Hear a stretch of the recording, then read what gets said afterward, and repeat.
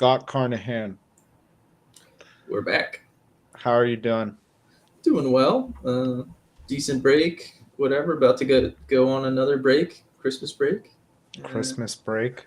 December's rolling through. It's already past halfway through December. that's true. Thank God. I'm tired of it getting dark at like 4:30. I actually like it. I don't know why. I used to not like it, but this year I'm kind of enjoying it. It's weird, but it's, when it's going on. And I mean, it's not like we're in the north where it like really gets dark early. No, but I think that's also wise. I grew up in SoCal, so it's like I'm a bitch regardless. Like if it's 50 degrees out, I'm like this is fucking cold. It's so cold. 55 You cold. know what? I am 60 too. degrees cold. I'm It's all definitely not people into it. definitely have it worse, but yeah, it's I like the warm weather better. I like the summers. Yes. I mean, you know, it's that time of year and summers are good. I don't know. It's been, it was interesting. The new election years rolling through 2025.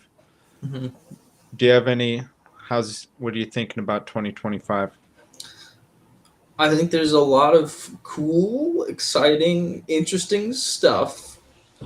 Things that are kind of been brought up. Elon Musk being part of the government. Who knows how that's gonna go?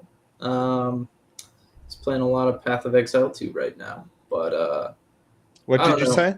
He's playing a lot of Path of Exile 2 right now. He The was video game? yeah, he was playing a lot of Diablo, and now he switched. But I was just watching his stream the other day, which is funny. But He streams playing video games? he streams playing video. There's a moment where he was doing like something really hard in Diablo, I think, and you can hear people in the background talking like a legitimate SpaceX meeting is occurring on his stream, and you can hear people talking about stuff in the background, and he's just gaming, That's crazy. which is pretty funny. But yeah, I think there's kind of a lot of wild cards in the government right now, and I say it's exciting. I'm not necessarily looking forward to anything, but I am. I mean, I'm hoping everything goes well, but it's exciting because it seems like there's going to be maybe some major changes to the system, hopefully, or I don't exactly know. It seems like a lot's up in the air, and it's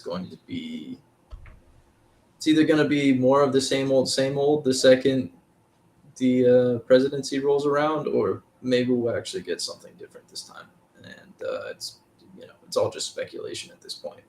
Could be the worst presidency we've ever experienced. Could be I the doubt best. it. It's probably not going to be the best. It's probably going to be more or less the same if we're Yeah, being honest. I mean, yeah, it's go. yeah. If we're going to be honest, it's probably going to be more or less the same. I think so. I mean, it's an establishment, it's a machine, it's a political machine. I think one thing that is serious, and the federal government does understand this, is that um, their ability to be financially stable does matter. It does influence their power. hmm And, I mean, we just had an assassination on a CEO of healthcare, which Yes. is one of the top healthcare insurers. And healthcare is a completely broken system in this country. I mean, I don't know if there's any other country that necessarily has healthcare figured out between government, industry, and the consumer, but um, our system is very expensive, steeply incentivized, and I mean, I mean, it. when that happened, when the assassination happened, it was obvious that this was a huge political statement. Yeah, people get kind of killed all the time, and this one was big. It mattered a lot. And the craziest part about it is, I think the general public was pretty stoked on it.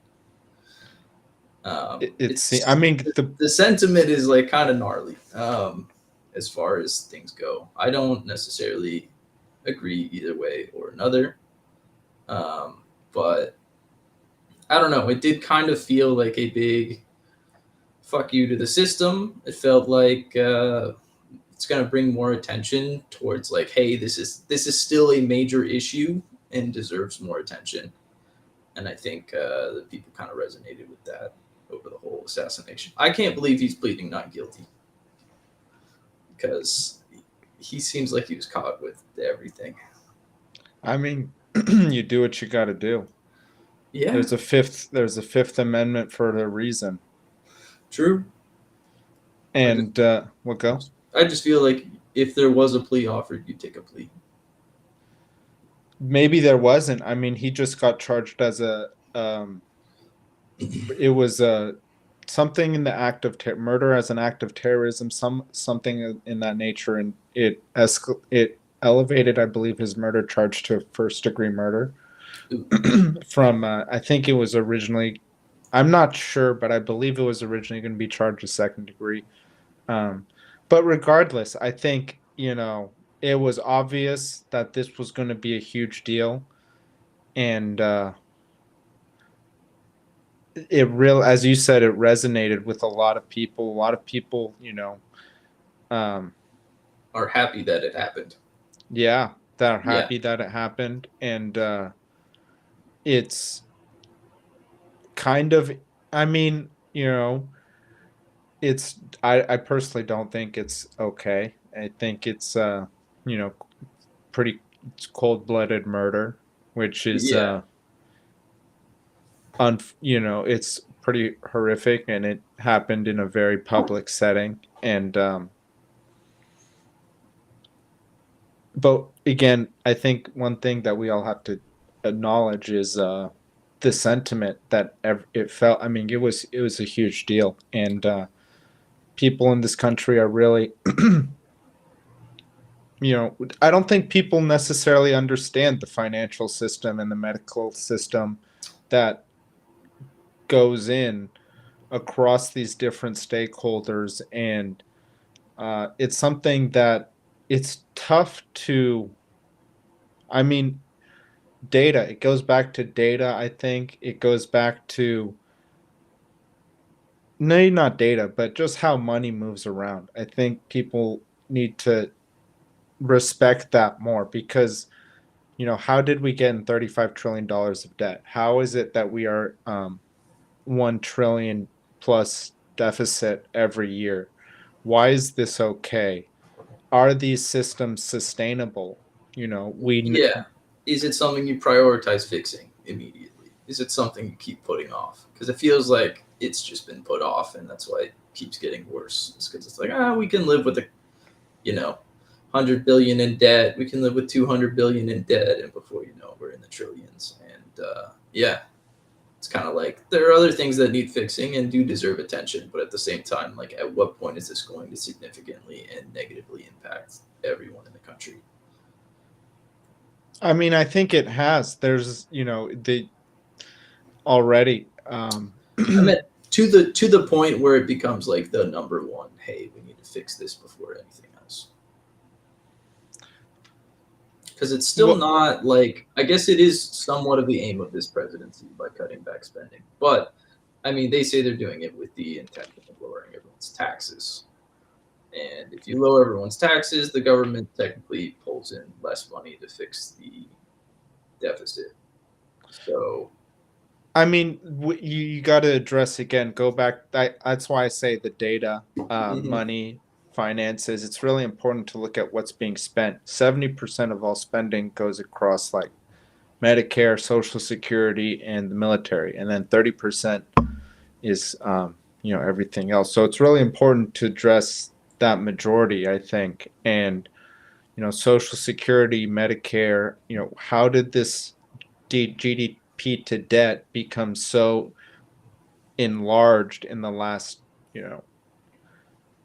16 years? I know. Why? It's been since like Clinton, pretty much almost.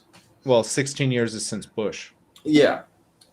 I would say, I think if you look at the chart, it goes like from 2008 really high, and you got to look at some of the some various things that occurred.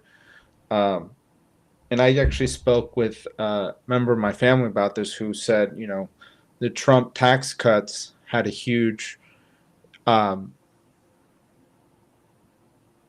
effect on GDP to global spending. Well, that's not what the timeline necessarily says. It elevates in 2008 and Hmm. then through, you know, just continues.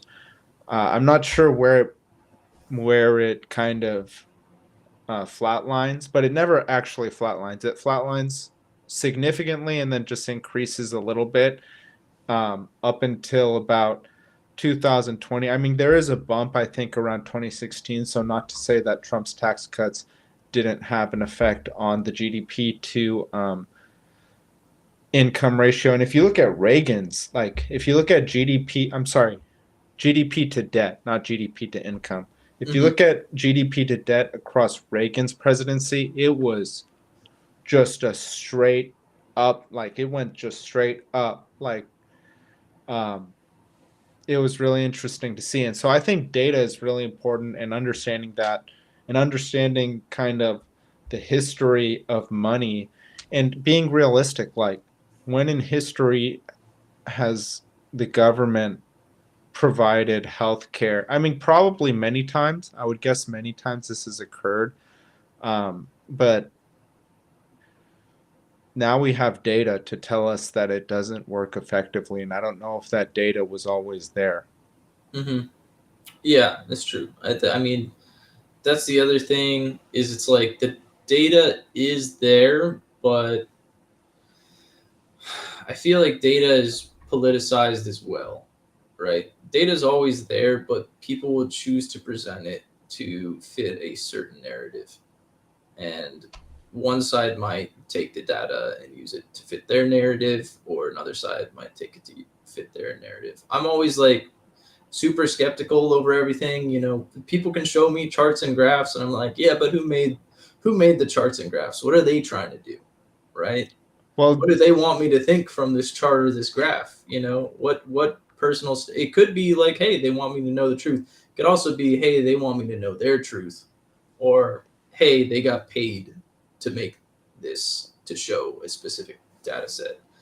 Um, I always that's hear like one comparison is like you always get like thrown like, oh, you have when you're swimming in the ocean, you're scared of sharks. Someone's like, oh, you have more chance of being struck by lightning than bit by a shark, right? But I'm in the ocean right now in a state that doesn't have lightning, right? And B, sharks are only on the coast, and most people don't live on the coast. So, like statistically, yeah, the lightning's everywhere. Sharks are only on the coast, and they're only on people who go into water.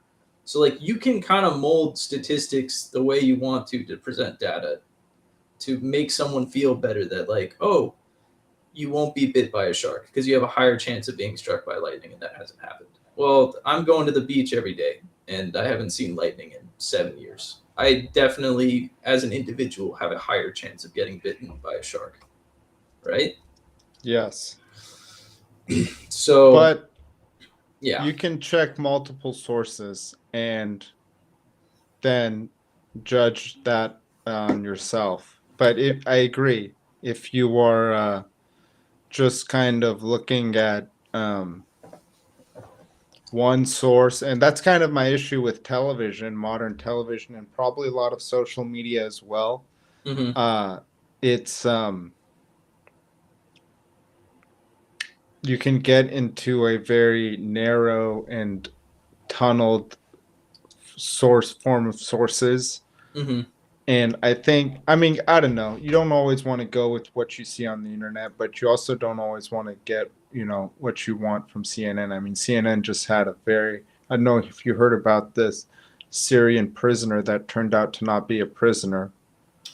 No, I didn't hear about that, I but mean, that's it's surprising. it's actually pretty ridiculous, but I mean, it's not to say it's impossible, um, but that something like that could happen where they mistake a Syrian prisoner uh, who was actually a torturer, and then they post a very touching video of this torturer being freed, and it's under the pretenses that they're a prisoner. I actually saw that video last week and like kind of had a touching moment. Yeah, So I'm but not. I, just to finish, yeah, yeah, I just want to say all sources of knowledge may have some incorrect facts going into it. And that's why I think variation in your sources is important. yeah, definitely true. I don't really have any sources though. I don't actively seek anything out because I'm fine not knowing the truth. And I'm also fine just being skeptical. But I don't think I've ever had a friend try to present me with a piece of political information that didn't fit the narrative of the side they were already on. They're always going to give you an article that proves that they're right. They're never like, oh shit, remember that thing I said the other week? Well, here's an article saying I was wrong. No one's ever done that, right? They're all just reinforcing their own beliefs and agendas. Absolutely. And so it just makes me kind of distrust everything. And But you're absolutely right. And I think the most important thing is to be very strong and flexible in your beliefs. yeah, If you can't be flexible in the way you approach something, an idea, hmm, it's very tough, and it's going to be very tough in the end. It's going to be very tough. Maybe now you can be more open-minded, but yeah, then by the end, it's like, dude, you're just a rock. I mean, don't you can't you're teach an old, unchanging. It, unchanging, no dog, old tricks. Uh, you know, old dog, no trick, no new tricks. Um, yeah, people are dug in. It doesn't matter what evidence you present them either because it's not going to change their minds at this point. They can still look for evidence that maybe doesn't even contradict your evidence, but just absolutely. further supports other reasons why And they it have will that be opinion. there. And there And might be it's there. multiple different sources of it. Yes, exactly. So I've kind of given up on that game. I'm not in the position where I need to know anything, though. I'm sure if I was really like, I need to know the answer for this, I would check multiple sources, multiple different political parties for their news, whatever. But I'm currently fortunate enough to not be in the situation where I need to like verify that things are absolutely correct. I I don't feel need to win arguments against my friends or anything like that. absolutely. And I just enjoy knowing current events. And it seems to be advantageous, especially, you know what? Like not federal, but national news, and even national news is probably, it is kind of a waste of your time depending. There's a lot of news, like you It's a can lot. you can not, but I don't even mean just like political news or socioeconomic news, or okay, I do mean socioeconomic, or maybe political news is probably the better one to go about it. Hmm. But also like local news, very important. I think Yeah, local news is like local news, local elections, local current events, incredibly important, more so and important than the national stuff.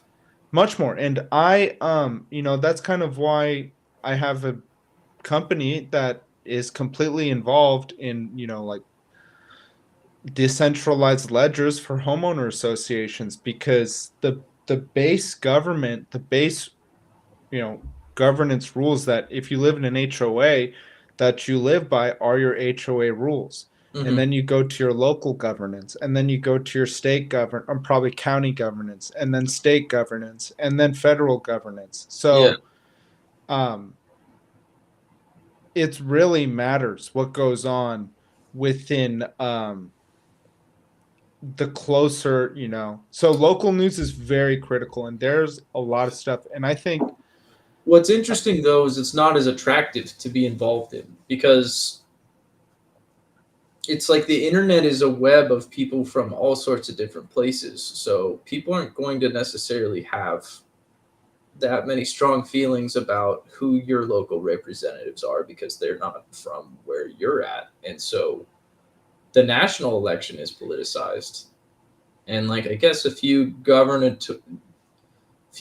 candidates who run for governor, like yeah, you hear about them from other people who live in other states and stuff, especially if they do some like wild shit. But yeah, it's not as popular. It's not something people are talking about that much.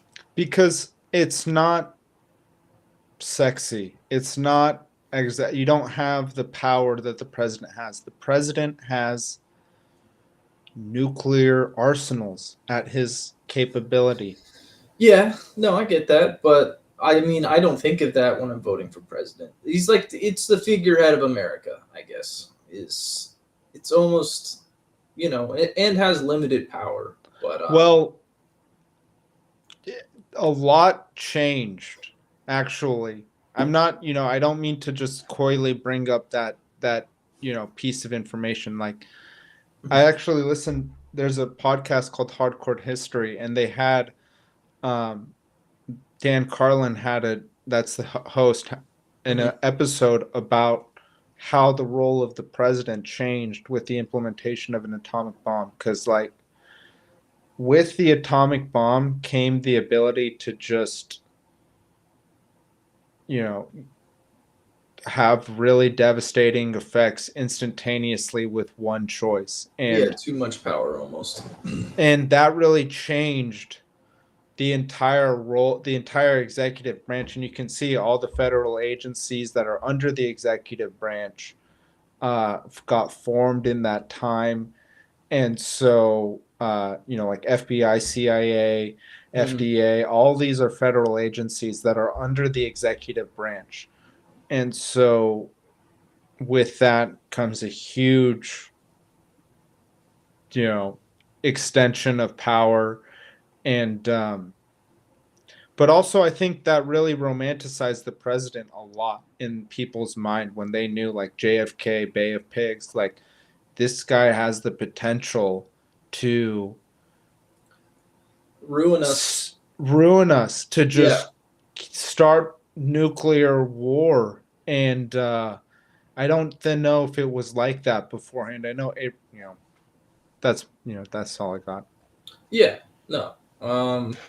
It's a good point to bring up. I kind of want to go back to the whole Luigi and executives thing because one thing I thought that was interesting about it was like his story of like you kind of see he's young, he's athletic, he's good looking, and then just one day this shit happens out of nowhere for the most. Well, it wasn't one day out of nowhere. There seems to be a lot of signs pointing. I mean, it seemed pretty calculated. It seemed Yeah, like, no, it's definitely calculated. I'm just saying, like in the general timeline of his life, it was a pretty quick switch from being like a normal dude to like kind of flipping to planning this sort of deal. You know? yes, I haven't gone too much into his background that much. I know just kind of the last couple of weeks what has happened. Hmm. Well, what can maybe you can. I know he's suffering from some sort of chronic back pain, and Yes. he had a surgery to fix that. Not sure all the details, but apparently it didn't go 100% well. Like he still had chronic pain afterwards. And I don't know if he had a claim denial on the initial surgery or if he had the denial on the follow up to fix, you know, to fix the back pain. But I either way, it definitely kind of set his mind on that revenge path almost. Yes, I think it was an extremely foolish thing, and there's so much wrong with our healthcare system. I mean, it's very obvious that the new United Healthcare CEO, Hmm. uh, insurer, United Health Insurer CEO said that himself, and um, but Luigi isn't going to be better off. He's now, you know, He's being done. He's in jail for life, pretty much. I mean, he's in federal. I don't know if I really don't know, but he's not better off, and he's not going to be. He's can live his life as a martyr for this cause, but very likely, um, 15 minutes going to be someone that we kind of hear news articles about over the next 20, 30 years. Oh, Luigi Mangione, Hmm. the guy who killed the healthcare CEO. Yeah. Something happened in his trial, or oh, his trial. And so, I mean, we definitely want to hit the chord with healthcare and how there are financial incentives and there are systems and laws in place that really create huge costs and burden that are unsustainable. I mean, Hmm. that's pretty obvious. Yeah. Um, but Luigi Mangione is not. I mean, to be a martyr is not really. It's not a great life. Well, there's a couple things I thought about from the standpoint of the assassination that were interesting. Is one is he's a hero, sort of, for the public. He is the martyr, and two, he didn't kill himself, which is also interesting. Is because I feel like most high profile assassinations, shootings, or whatever, the perpetrator always ends up dead and Well, unavailable for questioning. Motives aren't as clear, things like that. This was all very sort of laid out. You can tell exactly what he's mad about. And I'm wondering if that has anything to do with him becoming kind of a martyr. It's because everyone knows, oh, it was what he did was somewhat justified, and people resonate with that. people are pissed about the healthcare industry. I mean, that Yeah, was from day one. Like that was from. I mean, I would remember reading forums on articles about this, and people were not having it from the moment, like even before they knew Luigi Mangione, yeah, even before, like this was just a few hours after the murder. This was the morning, at least West Coast morning of the murder, and people were already resonating with it. And yeah.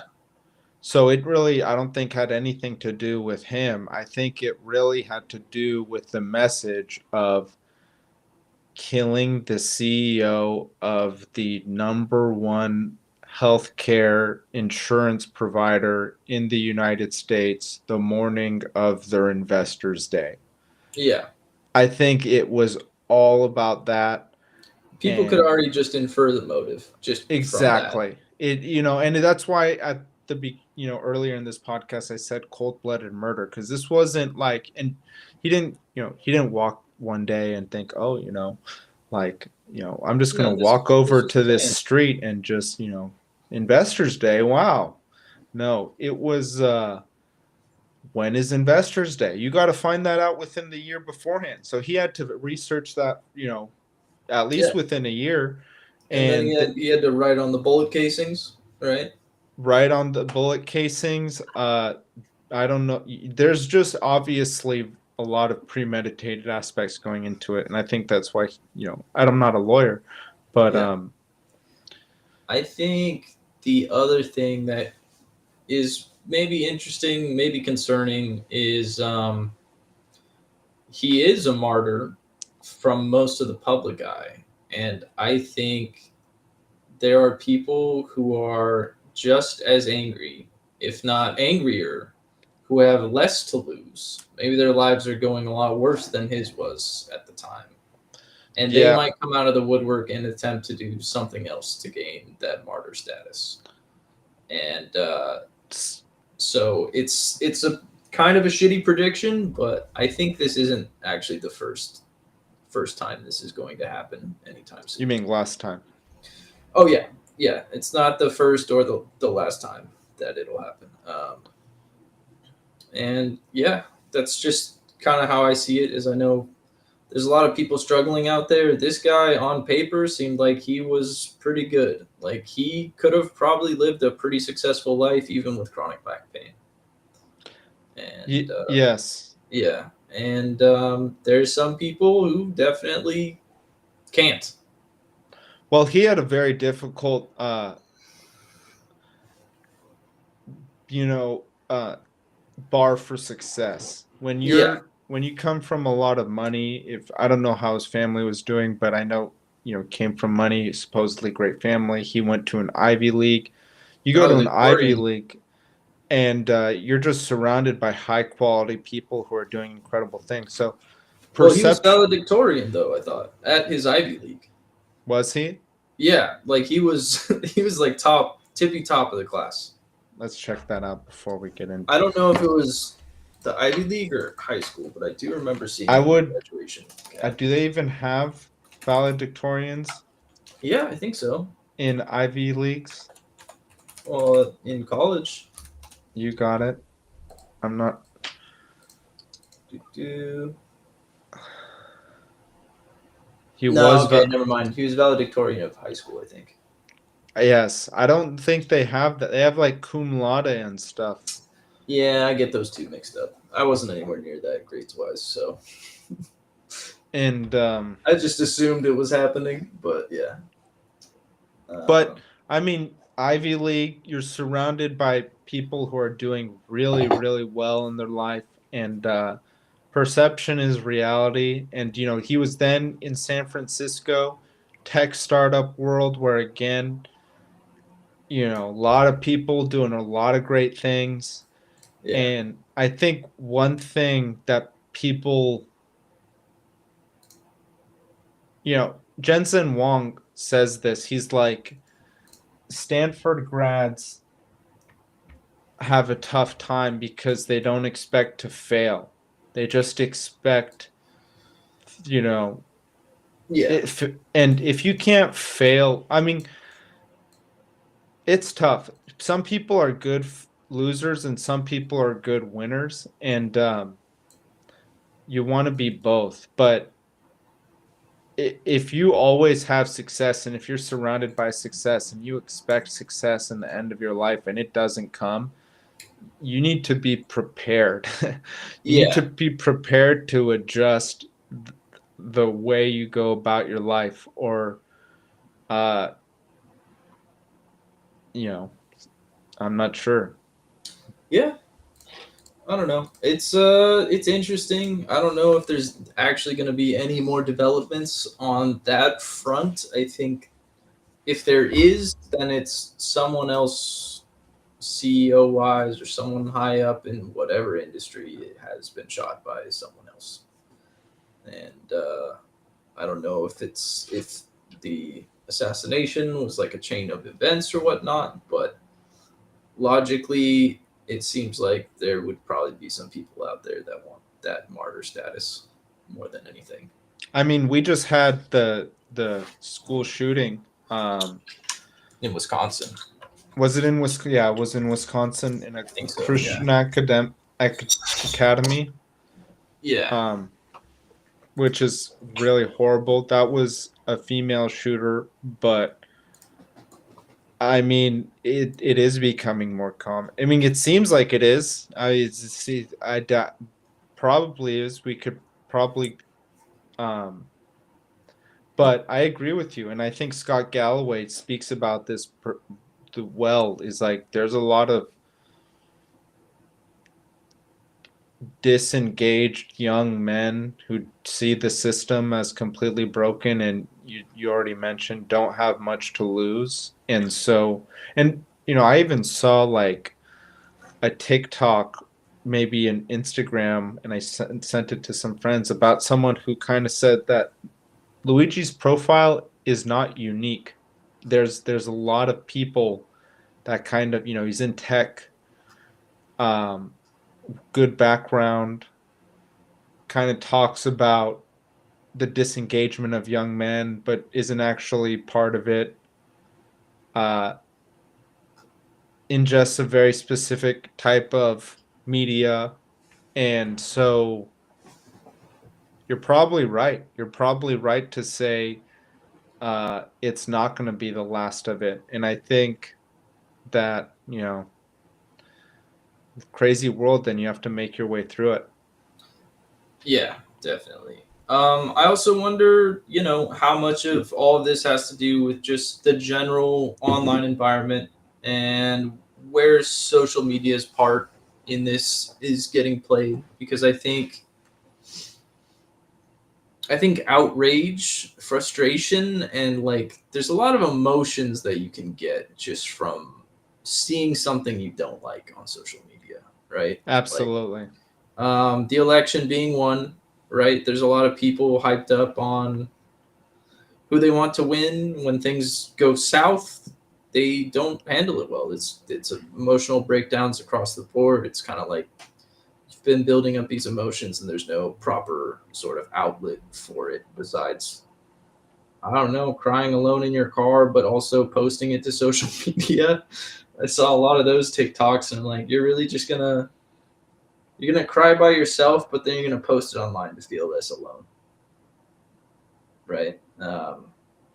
Just that kind of stuff. And I think, I don't know, just the interactions people have, the tension from online, not being able to action on things in real life. You can say some nasty things to people on the street, and there are sometimes physical consequences for that. But online, there's nothing. You can have all sorts of insults thrown at you. You can have no retaliation. You Well, just you can internalize be everything. a lot more anonymous. You can be anonymous a lot easier, but the reality is you're never anonymous. Like there's No, always a trail the back to you. people slinging the insults are often more on the anonymous side. Well, they keep anonymous profiles. You can be like, no one in their right mind is gonna read, like, I don't know. We might get some. I don't know. We already have one comment saying that we look homosexual, but like, I'm not gonna look that guy up or anything, right? Did he say that? He said, "Look, everyone, it's homosexuals," and they did a little laughing and crying emoji. Wow. Yeah, but like, I don't know. I'm not offended. Someone might be though. Someone might be offended by that, and they'd be like, "Who is this fucking guy?" And then they look him up and try to find out things about him.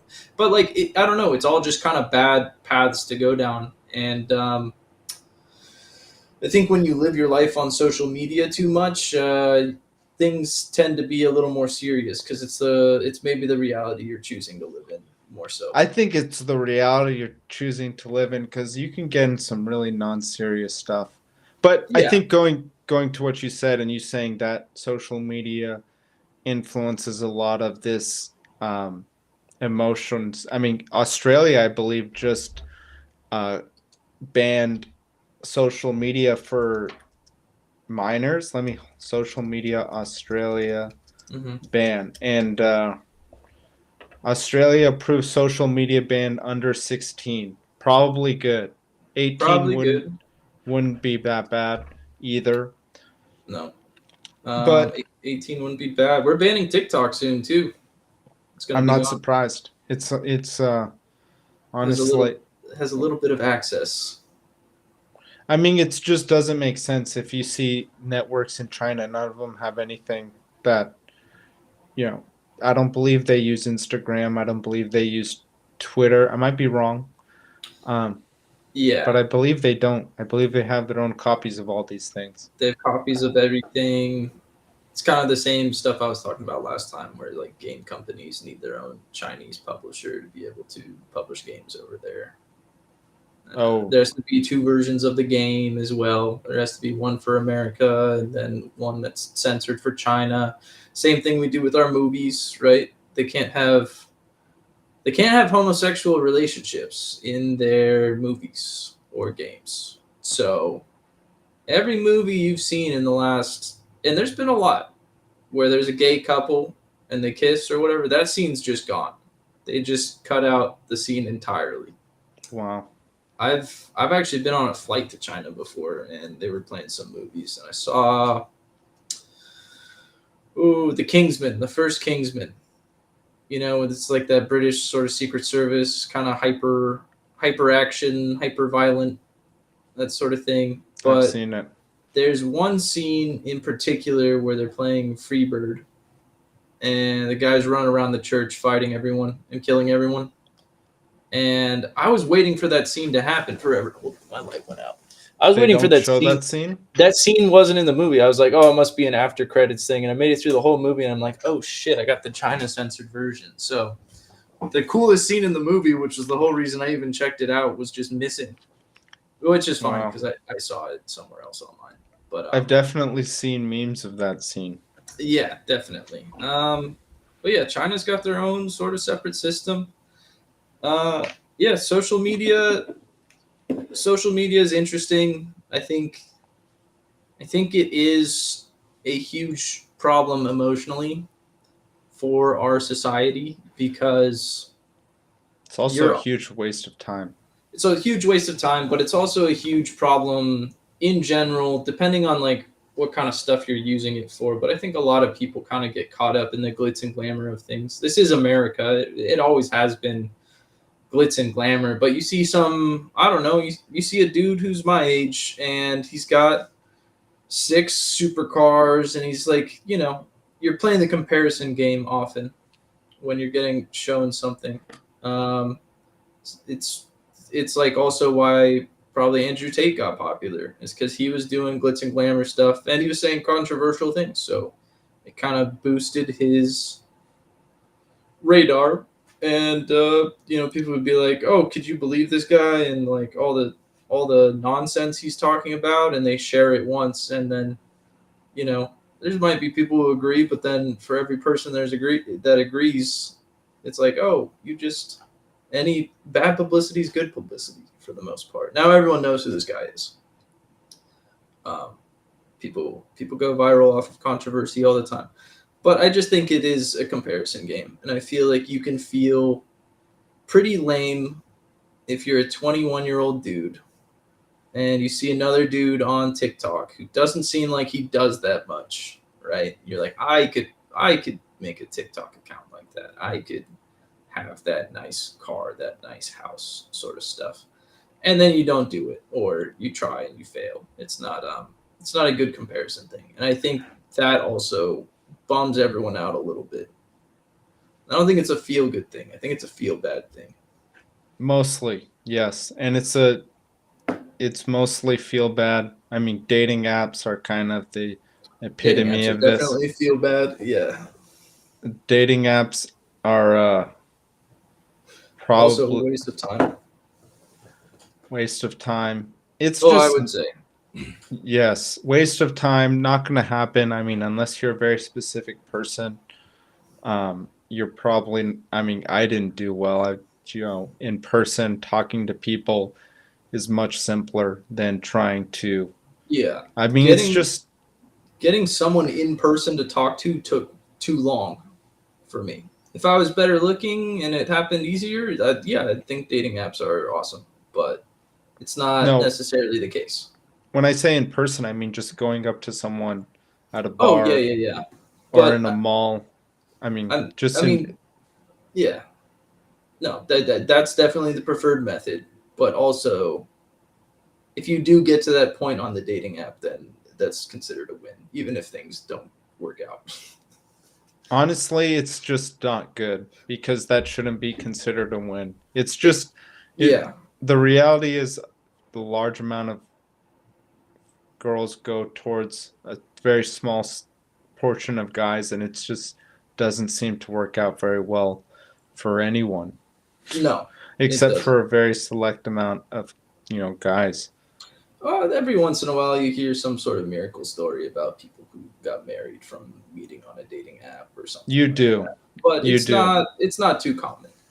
It's not too common. In I mean, person's better. I'm not trying to swipe for like an hour and a half a day or however long it takes and then send however much just have my brain be occupied on this space where I'm like, I gotta message this person, I gotta message them back, I gotta set up some sort of plans. Oh, they ghosted, they canceled, whatever. It's all just it's a pain in the ass, and it's like something I haven't done for many years now, just because I gave up on it. it's just, yeah. I mean, going outside is the best thing.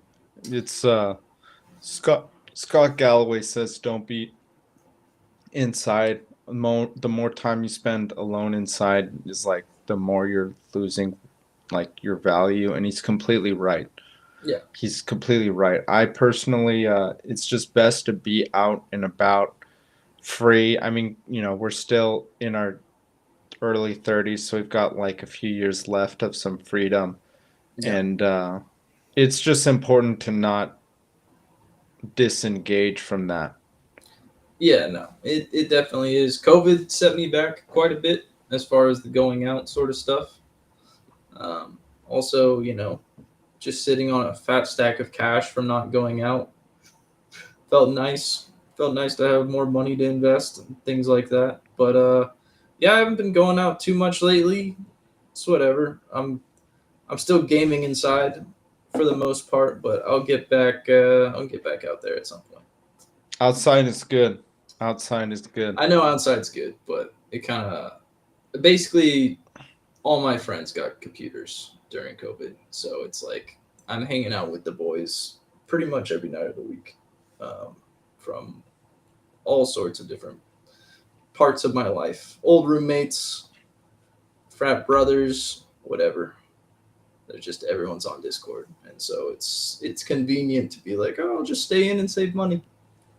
That But is convenient. It is convenient, but I don't know. I really like being outside, and I think a lot of, it goes to what you said, like, you're it's tough to be indoors all the time, and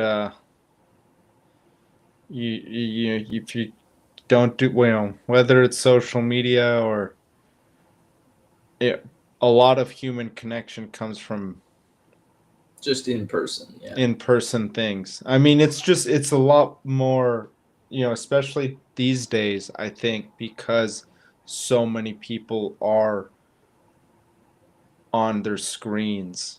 It just is comes much more far and few. And apparently a lot of, young men are pretty disengaged. That's what I've heard. And, Oh yeah, no, I can probably attest to that because I'm probably living the life that most of them are living, or whatever. I mean, yeah, Maybe to a certain degree. I don't have the social media, which I think is like kind of integral for me to even be open when I leave the house or when I'm out. Is because I think a lot of people on public just default to looking at their phone. And I don't really have that because there's nothing on my phone that I could possibly really want to do in public. that And makes sense. yeah, so I'm a little more open for encounters. If things, if I feel like I'm out of place in a social situation, I don't have necessarily my phone to fall back on. The best I can do is just sit with it, and feel better. But I don't know. It hasn't been that much of an issue lately. I obviously like go to work and whatnot. I interact with all sorts of people around the office. I do a good job on my work, so that in itself is kind of enough confidence boost to like not feel out of place in other areas of life. As long as I fit in a environment around work buddies or friends, it's not that hard to make friends at a bar. No, I mean, it's not, yes, I agree. It's not that hard. It's just good to Initially do it. uncomfortable. It's initially uncomfortable. Well, I It'll, know it's not even that. I'm just saying it's a good thing to do. And I'm not saying even at a bar, just in general. I mean, you go to an office, which is different. Some people don't go into an office anymore. So yeah, when you don't go into an office, it's like can be very, it's just like, what do you do with your life? Yeah, I think nightmare scenario for me would be my own place, no roommates, anything like that. Um, no friends on Discord, and uh, work from home completely. Because I don't know that that would be like a difficult goal. I mean, I don't know. I'd like to say that I'd be so not okay with it that I'd have to go out and make friends because I've had to do that a lot before. And it always works out. It's always just initially uncomfortable. It's like just Yes. being in a new place, being in a new environment, not knowing anyone. It's always a drag on people, and it's kind of whether or not you're willing or feeling it to get over that initial hesitation. Because I don't know, everyone's pretty much just like you.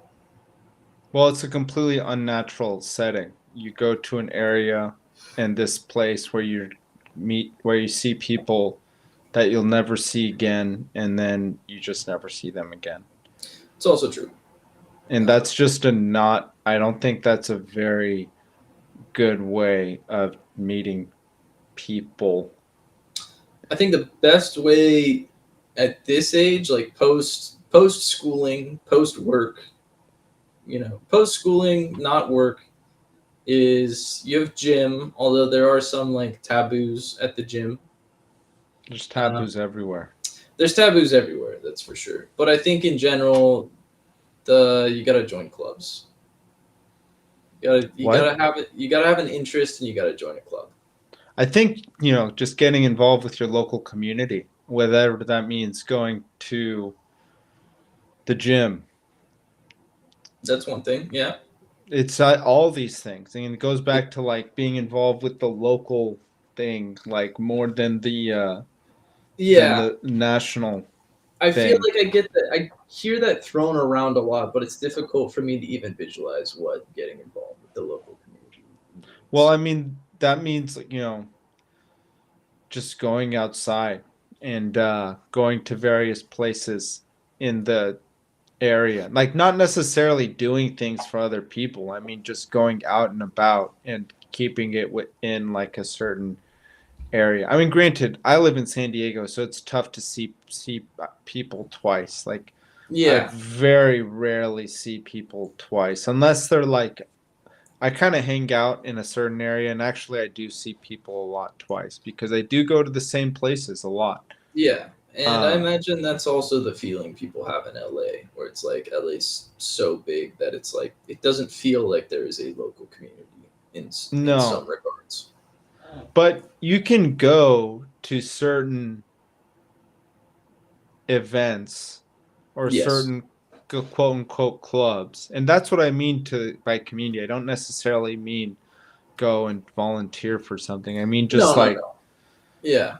It's find you have to be out and about and consuming within your local confines. you have to be out and about. You have to be consuming, unfortunately. You can't just go out there and just like be a freelancer, Yeah. because there's plenty of those here in Yeah. California. Yeah. But Definitely true.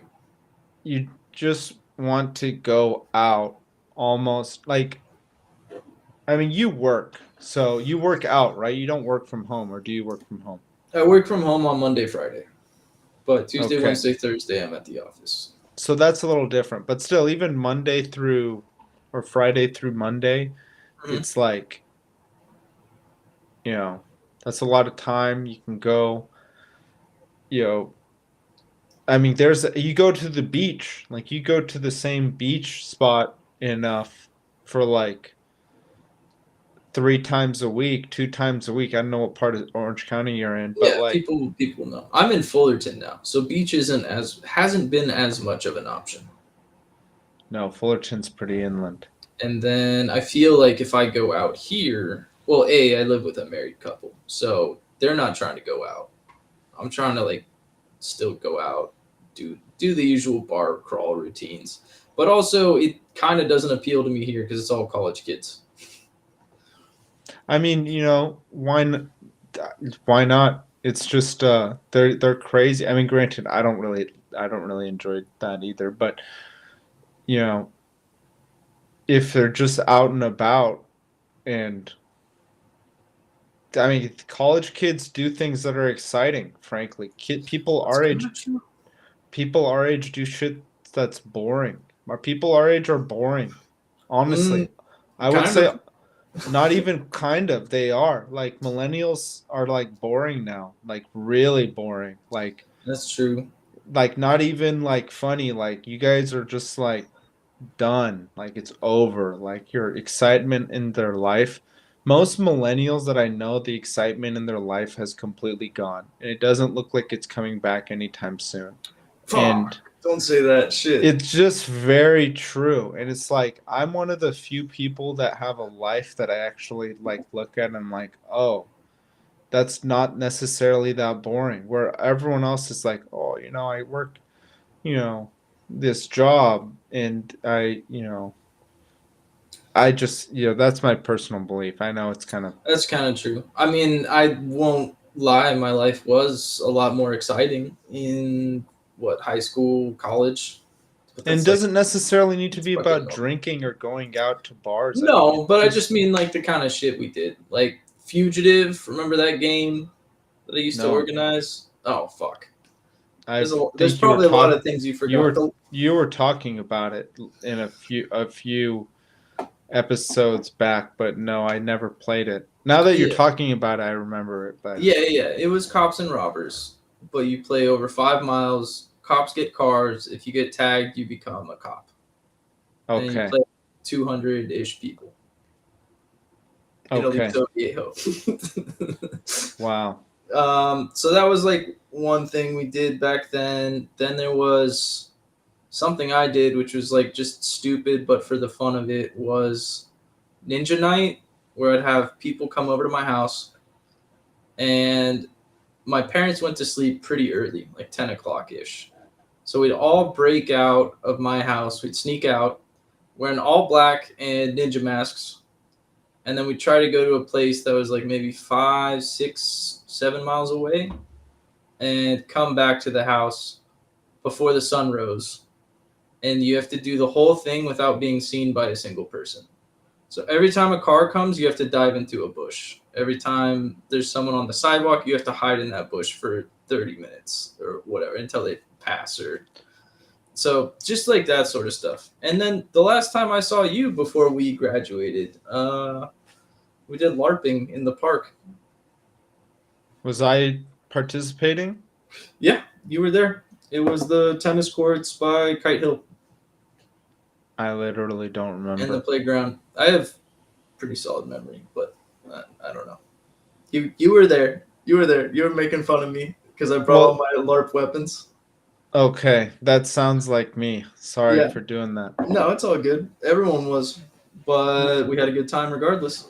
Well, I mean, that's high school, so That's right? yeah. There's a long time in between then and So I'm there, but talking, like even college, 20s, like not yeah. necessarily like high school because you can't hang out with high school No, no, students. no, no. College, there's obviously some crazy stuff that goes down between just the amount of fun And stuff I'm you do just with talking friends and about drinking, I'm or like just talking about doing things like going out, being engaged. I'm not necessarily saying yeah, any one specific. I'm not talking about LARPing. I'm not talking about drinking. I'm not talking about cops and robbers. I'm just saying the desire to be engaged with your environment and everything yeah, around you has completely left the millennial generation, in my yeah. opinion.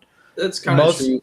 I would say the frequency of things that I do that I would consider exciting has dropped dramatically, mainly because not available finance or not available free time. yes, Uh, yes. and yeah, but I mean, I like to go on camping trips all the time. I would like to go on camping trips all the time. I haven't been going all the time. There I you mean, I just go. came back from a ski trip, but skiing is not cheap. And I would also like to be able to do that all the time. But that's a lot of travel, it's a lot of Airbnb expense, and it's a lot of lift tickets. And, Yes. um, and I don't know. I mean, obviously, there's stuff I'm trying to get more involved with right now. Like, I am trying to join a club for something. I got to figure out what it is first. But maybe hiking or like running or something. It's good. It's good. Scott, I gotta run. Is there any last words you want to leave the audience? No, probably don't shoot CEOs. It's not cool. And get out there and be part of your community, Yes. and get them next time on the local elections. Local elections, be part of your community, join Yeah. your HOA board. No, I don't know about that. I don't think most people have an HOA board, right? Most people don't have a house right now. Depends on which generation you are. If you're a millennial, probably not. If you're a boomer, you probably do. And you're probably already on the board. Yes. I You're mean, probably already giving people crap for their overgrown bushes or whatever HOA board. overgrown bushes, any Yeah, foliage that people might slip on, leave your trash cans out too long. The usual. the usual. The usual. All right. All right. Talk soon.